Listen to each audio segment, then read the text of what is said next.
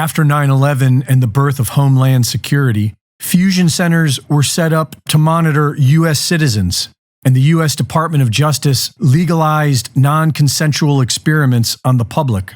These fusion centers employ civilians to target individuals and harass them, intimidate them, vandalize their property, and interfere with their day-to-day life. This is known as gang stalking. Former high-ranking FBI agent Ted Gunderson reported in 2011 that himself and thousands of others were being targeted. FBI agent Mike German confirmed this as well. Several federal agents have reported that they were targeting individual Americans, including people who were simply pro-life, and that they were pressured to put more people on their targeting lists to legitimize more federal funding. These Homeland Security fusion centers are able to put any American citizen on the terrorist watch list without any reason or due process. In 2012, NSA whistleblower William Binney reported that the feds are conducting comprehensive surveillance on nearly every U.S. citizen and targeting whomever they please. In 2014, Glenn Greenwald exposed the methods used to target individuals, such as hacking into people's social media accounts, posing as that person, and contacting their friends and coworkers. TargetedJustice.com is currently working on suing the federal government for targeting individual U.S. citizens with different high-tech weapons, including directed energy weapons. The Havana Syndrome, when diplomats in Cuba were attacked with directed energy weapons, was not an isolated event. There are thousands of individuals who claim to be under this same sort of attack, and they have the scars to prove it. As far back as 1976, the technology to remotely alter brainwaves has existed, including voice-to-skull technology that allows the government to directly transmit voices into people's brains. As bad as all this is, it is likely to get much worse.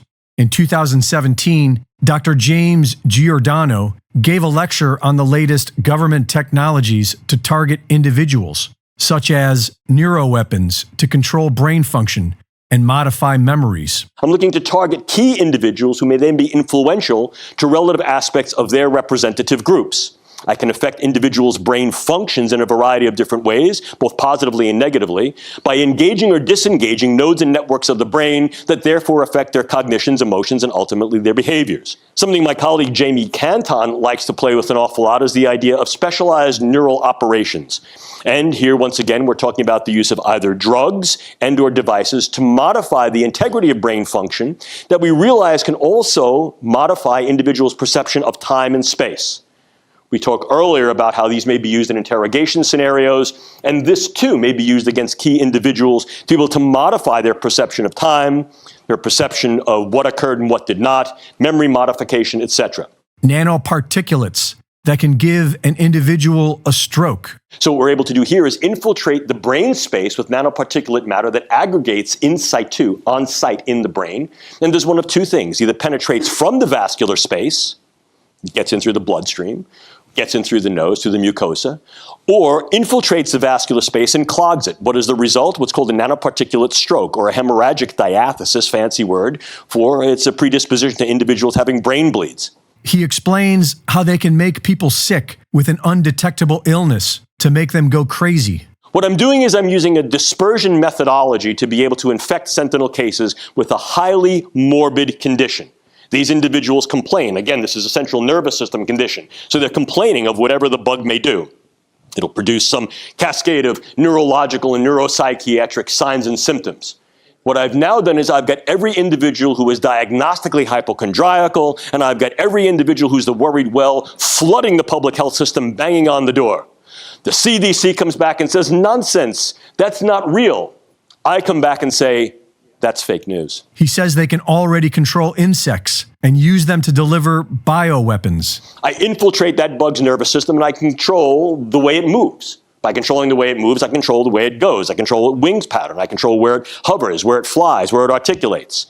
And what I can also do is I can then couple this to a very, very small scale set of either biosensors or cameras. And what I basically have here is a biodrone.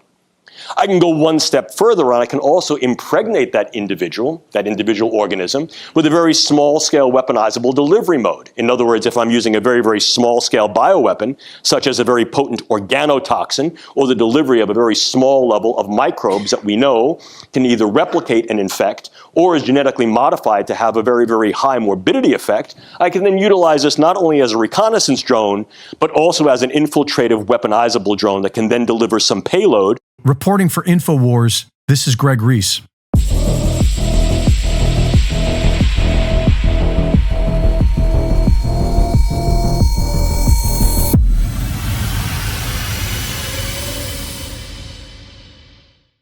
Thank you for watching the latest Greg Reese Report. Be sure to go to reesereport.com to see my latest videos, sign up for my free newsletter, and subscribe for exclusive content. And be sure to support my sponsor at InfoWarsStore.com.